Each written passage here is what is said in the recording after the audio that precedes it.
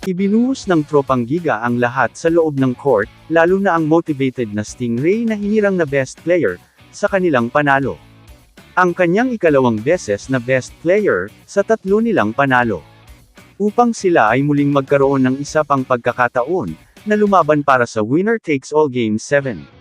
Ang kontrobersyal na manlalaro ng TNT na si Poy Aram, ay nag-step up din sa kanilang do-or-die game. Matapos na mag-average lang ng 5 points sa unang 5 laro, ay nakapagtala siya ngayon ng 14 points. 10 ang kanyang iniscore sa final quarter, at nakakuha pa ng crucial offensive rebounds, sa huling 9 na segundo ng laban. Hinigpitan ng TNT tropang Giga ang kanilang depensa sa second half, para makuha ang panalo kontra Barangay Ginebra, sa Game 6 ng PBA Commissioner's Cup Finals. Noong Miyerkules ng gabi, sa Smart Araneta Coliseum, binuksan ng tropang Giga ang ikatlong quarter, na may 7 sunod na puntos mula kina Ray Nambatok, Ronde Hollis Jefferson, at Roger Pogoy.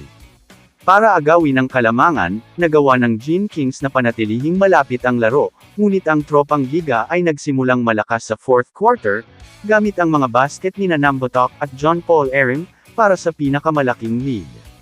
Tumugon ang Barangay Ginebra ng run mula kay Justin Brownlee, para putulin ang deficit, ngunit sinagot ng TNT ang 2 free throws, mula kay Hollis Jefferson. At isang split mula kay Aram para sa edge sa nalalabing 21 segundo. Matapos ang split free throw ni Brownlee, itinaas ng tropang Giga ang kalamangan, sa 2 free throws ni Aram.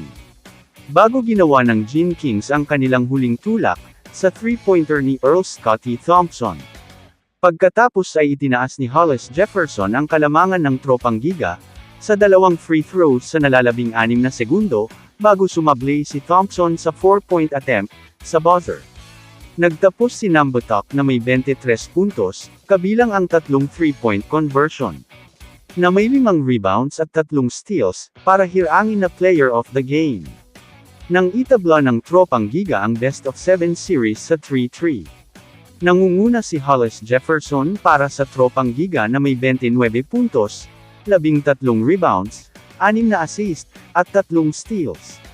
Habang sina Aram at Calvin Oftana, ay nagambag ng tig-14 na marka sa panalo. Pinangunahan ni Brownlee ang Gene Kings, na may 22 puntos, 7 rebound, at 4 na assist. Nagdagdag sina Thompson at Ron J. Abarientos, ng tig-12 markers, habang nagtapos sina Jepet Aguilar at Stephen Hall, na may tig-11 puntos. Kamusta mga idol? Sports Zone PH, para sa sports news and update.